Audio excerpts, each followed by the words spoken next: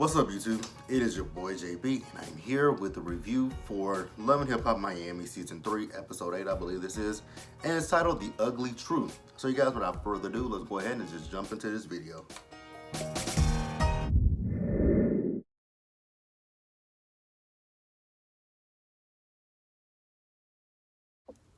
Now, you guys, this season is actually a good season to me.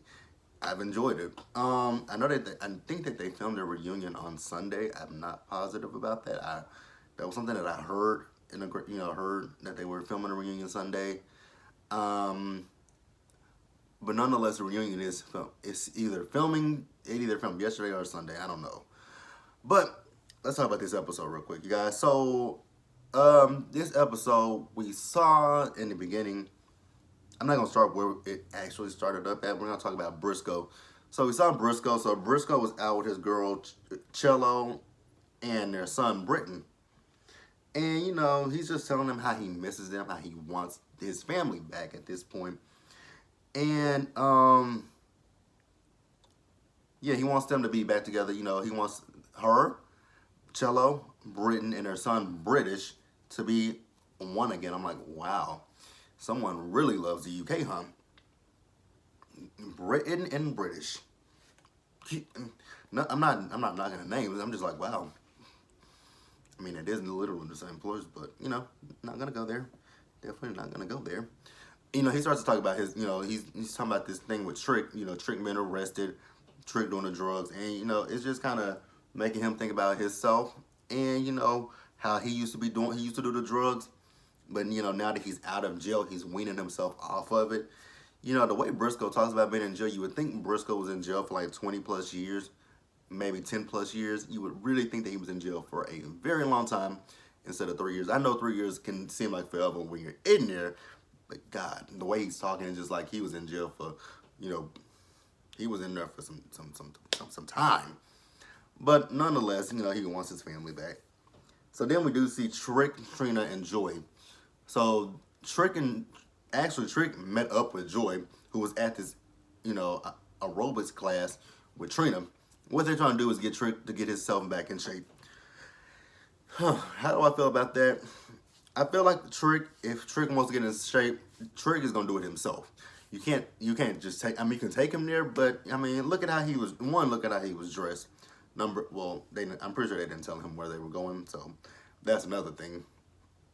But then even when they started doing it, he wasn't really into it. I'm like, you guys are just kind of at this point just beating a dead horse with a stick. Because Trick is going to do what Trick wants to do regardless of what you guys say. Does he need to get the help? Absolutely. Does he need to take care of his lupus? Absolutely. Could he stand to lose a few pounds? Absolutely. Like, I was watching last week, DJ Khaled's I'm So Hood video. The Trick from 2007 and the Trick of 2020, completely different people. Two different people. So then we do see later in the episode that Trick had this cookout. He had Chaotic there and Briscoe and some other guys there. And he's telling the producers in his green screen that he doesn't want to talk about, you know, this case again. It's done. Well, I mean, if that's what he want to say, hey, let him have it. I ain't judging him. I ain't knocking him. You know, shit happens. Should he have been on the side of the road, you know, knocked out with, you know, high as hell? No. You could have called an Uber, a Lyft, a cab. You could have called a lot of things to get you home and just left the car and went back and got it the next day. But, you know, it is what it is. But everybody just says that they just want what's best for Trick. That's all you can ask. That's really all you can ask for at this point is just you want the best for Trick. But Trick has to ultimately want what's best for himself. So you guys, let's just keep it pushing.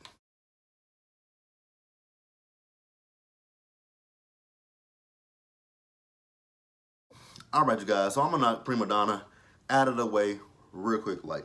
So we see Primadonna. She's over in her old neighborhood, and she's meeting up with her friend named Annie. So Primadonna is just talking about how, and I think she was more specifically talking about Tip. Because when Tip was talking about how, you know, she left Miami and she just disconnected herself from Tip completely. And, you know, she's talking about how people just keep coming at her for that. Well, I mean, I don't think you're telling the exact truth about what Chip said. Because I mean, if you, it's okay. I don't mind. Like I don't care if you move away to do better for yourself, but don't forget the people that you left behind. That's the issue that I would have with you. Like, don't leave the people that you don't be like, oh, I'm here now. You here, so I don't rock with you because you below me. You beneath me. That's where Tip was coming from. She wasn't saying that it was bad that you left Miami and then did better for yourself. What she was saying was, it's bad that you left Miami and you just said, a big fuck you to me. That's what Tip was saying. Now, primadonna was absolutely 100% messy in this scene right here, because she's telling Annie that girl, you won't guess who I saw. She says who? She saw MJ. So obviously MJ and Annie had a relationship with each other, because Annie is talking about when it came down to MJ's music career, he drained her for all her money. And I really want to say, whose fault is that? Whose fault is that? Because if you saw that this man didn't have no music if he hadn't charted on the top, if he hadn't topped the charts, I said that all backwards. If he's not at the top of the charts, if he's not even on the charts, if he's not on TV promoting his shit, like, who's the fool? And she's talking about she hope he's not doing the same thing to Amara. I hope he's not either. I really kind of do hope he's not trying to use Amara, but he is trying to use Amara. And we're about to talk about that, so let's progress into that.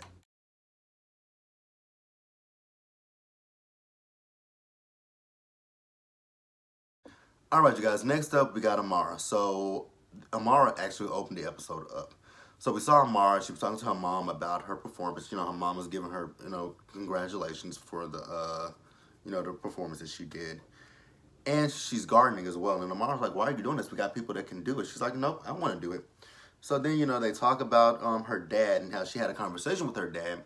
And her dad is talking about how he doesn't have any money.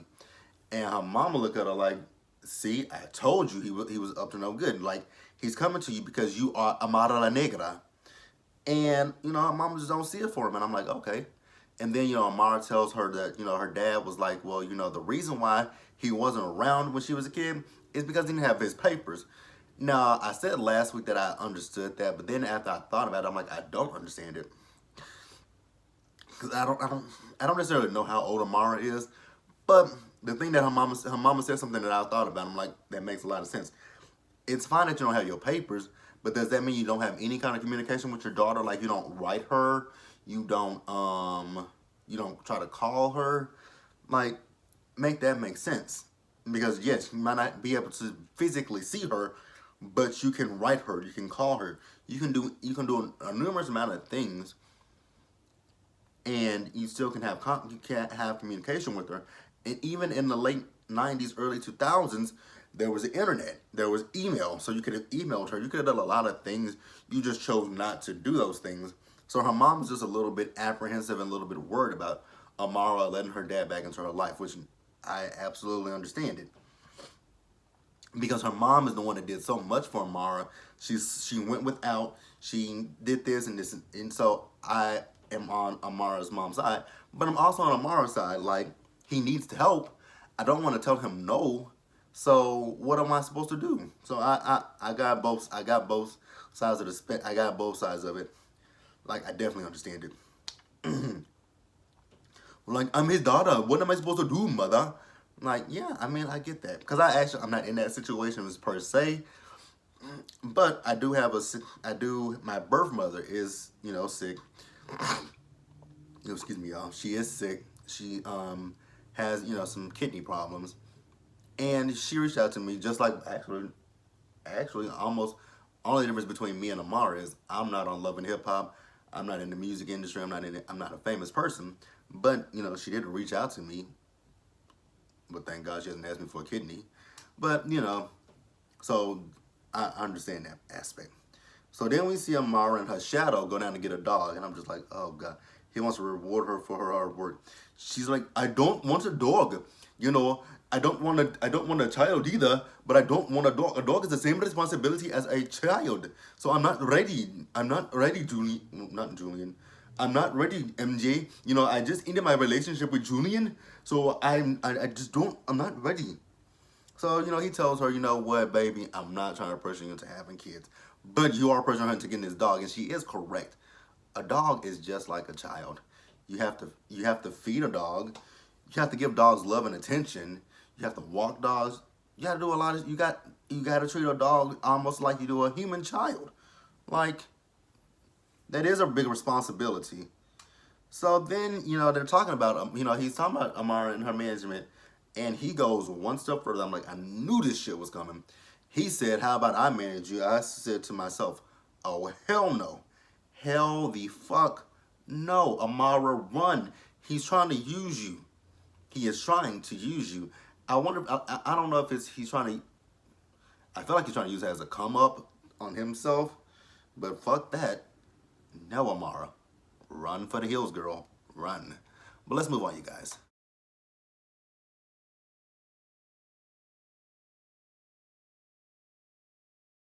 All right, you guys, and let's wrap this episode up with 3G W. That ain't a W, but you know what it is. 3GW. What does 3GW stand for, you might ask? Three ghetto women. Who are 3GW? Hood Brat, Suki, Chameleon. Hell, you might want to add one more to it, Saucy Santana. But we see them. They in the studio. Actually, it's Chameleon and it's Hood Brat. Nope, no. It's Chameleon and Suki that go to the studio where Saucy is, and you can't tell Saucy he is not bad. Cause I mean, what that outfit he had on, I'm like, you can't tell Saucy he ain't shit. So he's asking him, like, what's up with this tour, y'all? And they saying that they need a road manager. And I'm like, oh, y'all need a lot. Y'all need a lot. It's a lot that y'all need. Y'all need, y'all need etiquette training. Y'all need a lot of shit.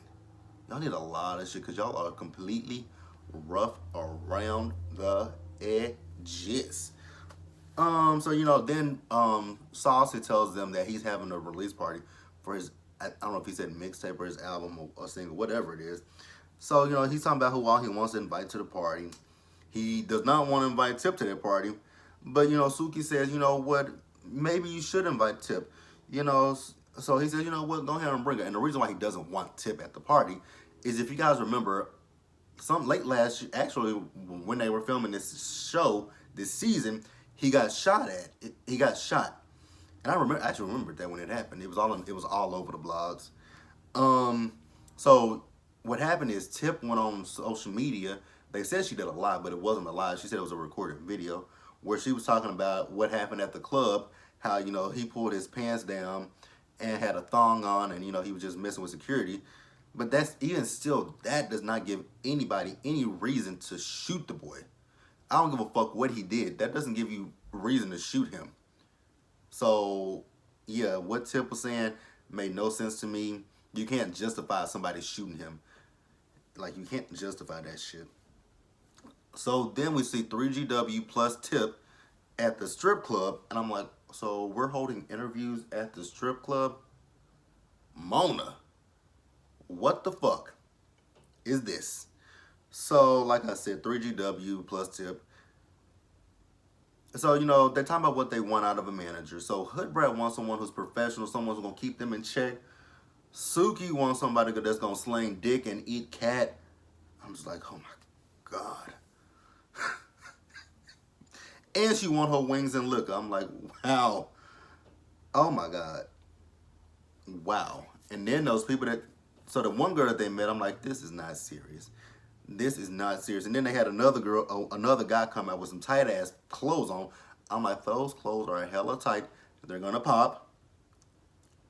And Suki was just flirting with him. I'm like, you want a road manager? Do you want a road manager? Or do you want a fuck buddy? Like, which one do you want, Suki? Which one do you want? And then they got another dude to come out looking like Tony Soprano. I'm like, huh? This is not a serious thing. This was just something that they did just for fun. Can't be serious. So, Suki tells Tip about how Saucy feels. And, Tip is like, but I wasn't trying to, I'm a part of the LGBT community. So I wasn't trying to bashing a gay man. I was just saying what I saw. You should have kept your mouth closed, which you should have did, Tip. And, Suki feels like he's owed an apology. And I guess Tip agreed because Tip agreed to come to the party. And whoo, child, the ghetto. That party, that party was a hot ass mess. I'm like, oh my God, this is true ghetto. So then we see Amara, she's there talking to primadonna about her shadow not being there. Shit, I wouldn't want the shadow around either. He's thirsty. Um, Now I don't understand why primadonna was all up in her business about that. Like that ain't got a shit to do with you. But let's go ahead and run with it. So then we see a Mama June in the crowd. She lit. I'm like, get it, Mama June. You lit like a motherfucker. So then we see oh,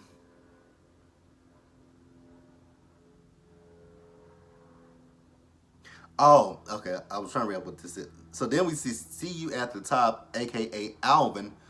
He goes up to 3GW and he tells them, you know what, I'm gonna be your tour manager. And we saw that he had a conversation with Trina that we didn't see on screen. And he was very humble when he was talking to Trina. I'm like, oh, the mighty have fallen. So so then we see Tip show up and security's like, there's no trespassing. She's like, what do you mean? He said, is that you right there? Saucy put up a fucking picture of Tip talking about no trespassing. I died laughing when I saw that shit. Oh my God. So, Tip is trying to get Suki's attention. Suki comes over and she shows her the picture as well. Oh God, that was hilarious as fuck to me. I died laughing. I cracked up. That shit was stupidly funny. So then, Tip, not Tip, but Suki goes back and talks to Saucy. Saucy's like, had that girl go on live and apologize. I'm like, but she's right there at live and living color. She can apologize to you right there to know. But okay, if that's what you say, I'm gonna let you have it. I'm gonna let you have it. But you guys, that was Love and Hip Hop Miami. Be sure to like this video, leave your comments, subscribe to the channel, hit that bell notification button so you guys know when I drop anything else. Share this video, and I will catch you guys later. I am so ready for this reunion. Like, let's get to it. But see you guys later.